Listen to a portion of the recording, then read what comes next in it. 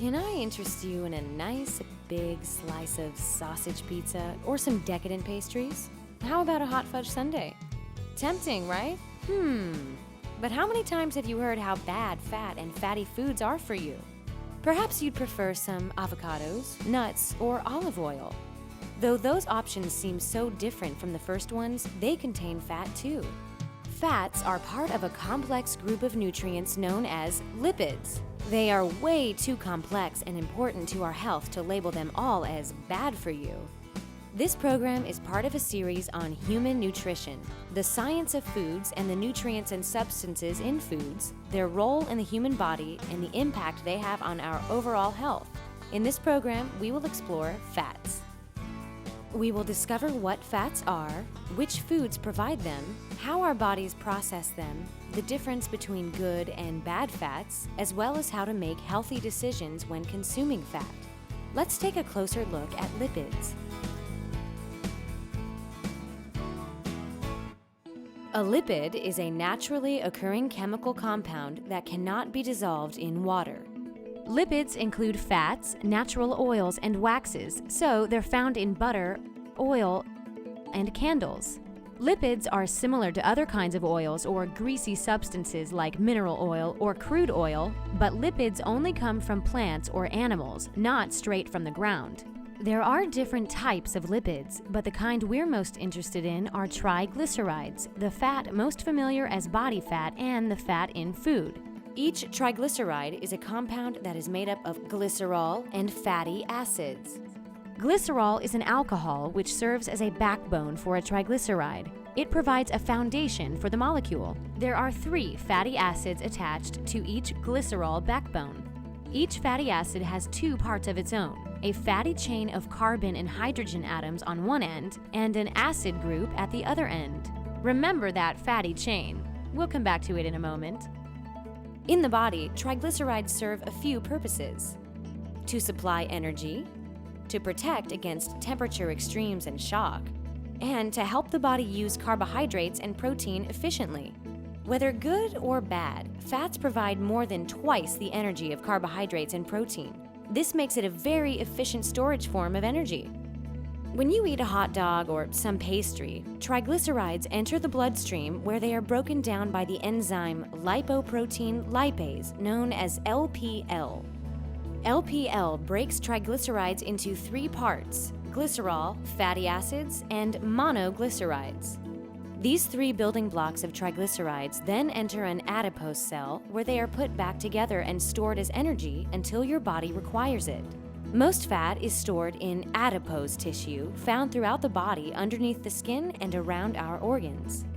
While the majority of body cells can only hold small amounts of fat, adipose cells absorb and contain large amounts of fat. The fat stored in adipose tissue can be used for energy at any time, whether to keep warm while standing out in the cold or to get you through that last leg of a marathon. All fats give you lots of energy, but some are good for you and some are bad for you. What's the difference? Let's go back to those fatty acids to find out. Remember, each fatty acid has 2 parts, a fatty chain and an acid group. In the fatty chain, the atoms are linked or bonded together by sharing electrons. When atoms share 2 electrons, a double bond is created. These double bonds are what makes fats good or bad. Good fats have at least 1 double bond. They include monounsaturated and polyunsaturated fats.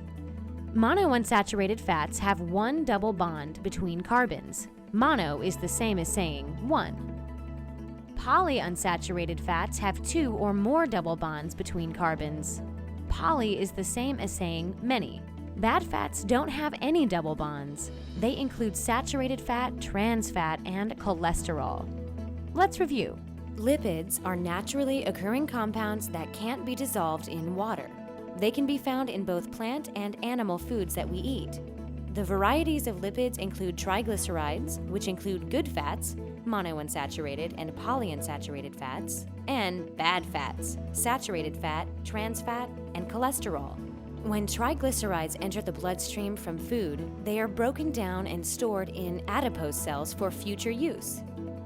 So, how do we choose our fats wisely?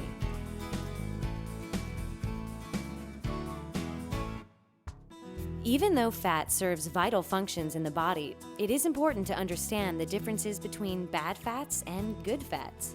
Saturated fat, trans fat, and cholesterol are the bad fats found in many food products, and the ones we should be careful about eating because of the health risks they can cause.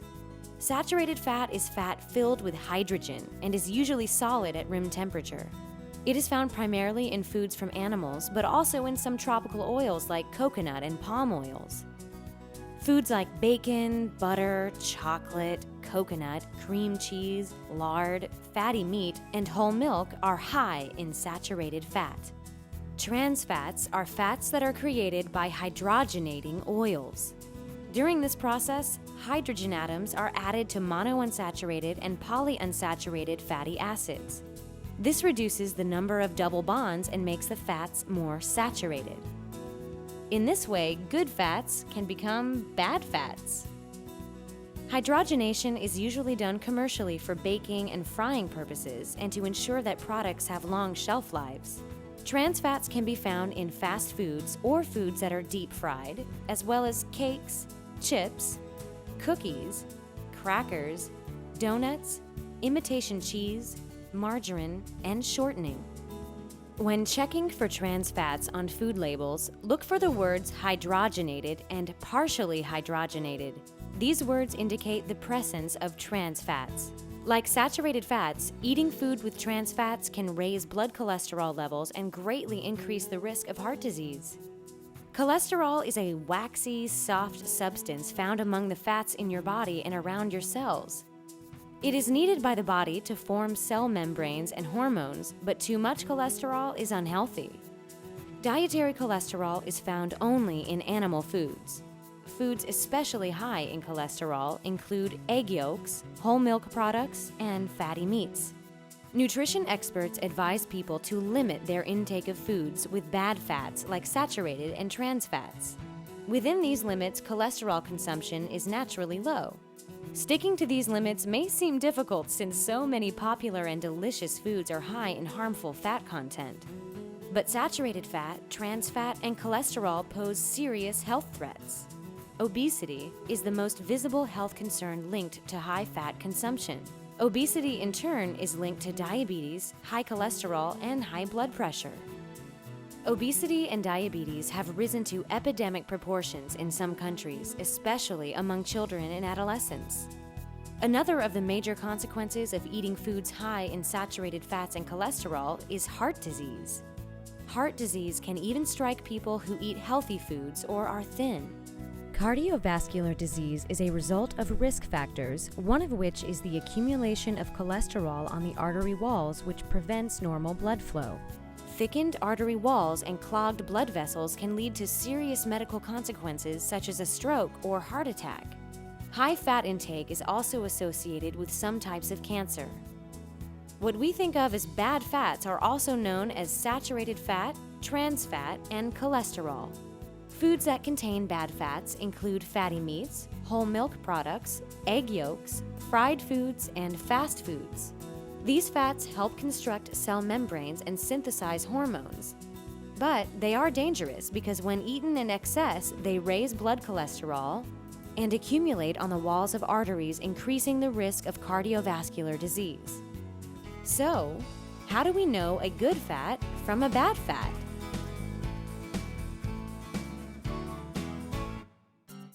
Remember those avocados and nuts we mentioned at the beginning?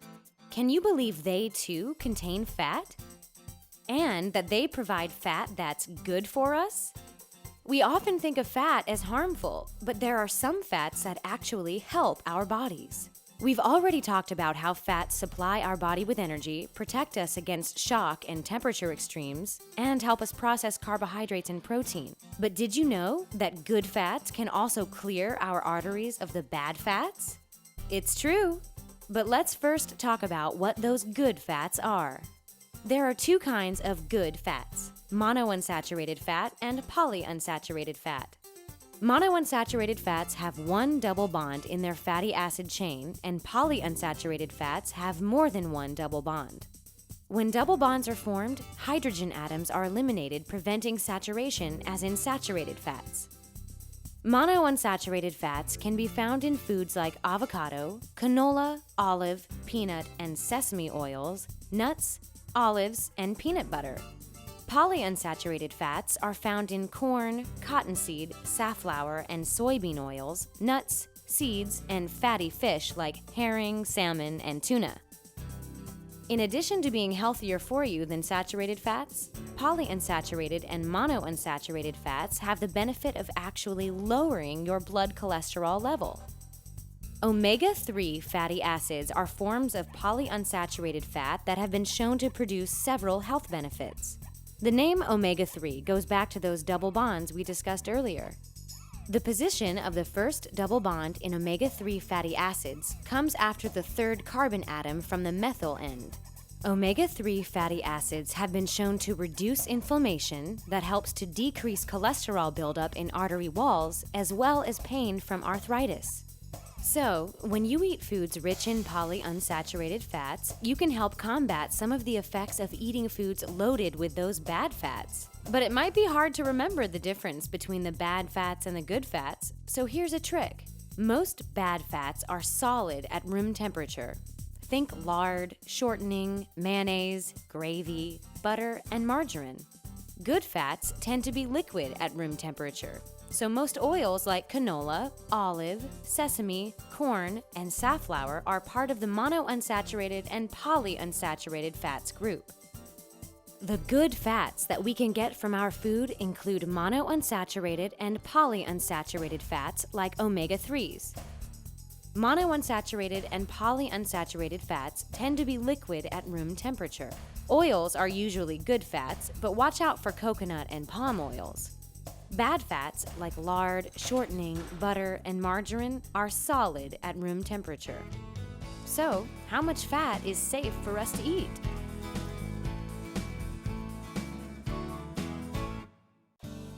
The United States Department of Agriculture has designated a system known as the food pyramid to help maintain a healthy diet. The food pyramid divides all foods into 6 groups and provides the recommended amount of each food group to eat. Whole grains should make up about 3 ounces of your daily intake and can include whole grain bread, pasta, cereal, or rice.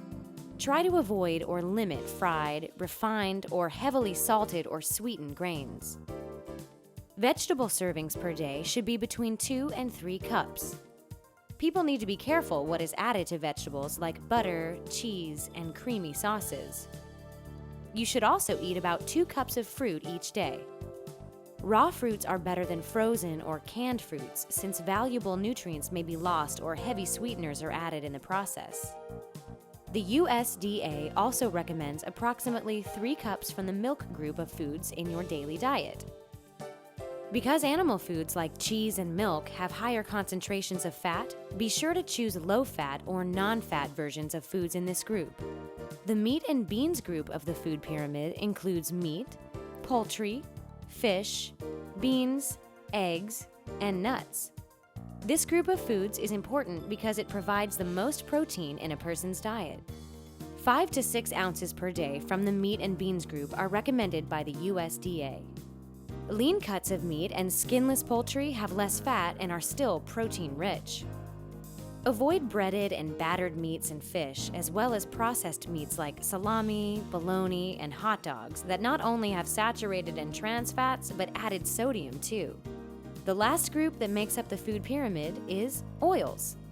Oils should only be a fraction of your daily diet, and most people consume enough oil in the foods they eat. Some foods like avocados, olives, and nuts are particularly high in monounsaturated and polyunsaturated oils, which are healthy and help the body lower blood cholesterol. We can use the food guide pyramid along with our knowledge of good and bad fats to help us make healthy choices when we decide which foods to eat and which foods to avoid. But those choices aren't always obvious.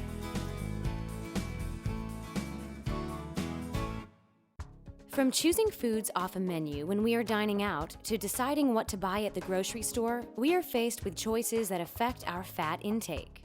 It's not as if menus are written with good fats on one page and bad fats on another. Grocery stores don't have a good fat aisle and a bad fat aisle. Our choices about fat intake are often subtle, and we usually don't give them much thought. Here are some things to think about when faced with these choices. The following words on a restaurant menu signal high fat content: au gratin, béarnaise, butter sauce, crispy, in cream, fried, and basted, just to name a few. Now, here are some words that lead you to healthier choices: au jus, broiled, steamed, baked, poached, garden fresh, and roasted. And don't forget that as a paying customer, you can make requests that will steer clear of fatty foods. Ask for butter, sauces, and dressings to be served on the side. That way, you can control how much you eat. Request that a plain baked potato or salad be substituted for fries or coleslaw. When your server comes around with a dessert cart, you can always say, "No, thank you." But if you just can't resist, fresh fruit is often an option. Ask for low-fat or frozen yogurt. Angel food and fat-free cheesecake are good options too. Also, consider sharing a dessert to cut down on how much you eat. Even if you are at a fast food restaurant, there are still ways to make healthy choices. Choose a salad, but go easy on the fatty dressing. Grilled chicken sandwiches are often on the menu. It's a better choice than a fried chicken sandwich. Fresh fruit is sometimes available instead of French fries. Let's take a look at some of the choices we make at the grocery store. Vegetables are a healthy choice, right? Sure, when they are steamed, raw, or frozen without sauce. If we choose to douse them in butter or cream sauce, however, we increase our fat intake by a lot. Steamed broccoli contains less than 1 gram of fat, but broccoli with cheese sauce gives you 9 grams. How about dairy products like milk, cheese, and yogurt? Choosing skim milk over whole milk is a good choice because the nutrition content is the same for both. Only the amount of fat changes. A cup of skim milk has less than 1 gram of fat, while whole milk gives us 5 grams. Other choices to consider in the dairy aisle are opting for fat-free or low-fat cheese, sour cream, and yogurt. If we head over to the meat case, we're faced with more choices about fat. Many meats contain fat, saturated fat, and cholesterol, but they are rich in protein, vitamins, and minerals. The key here is to make lean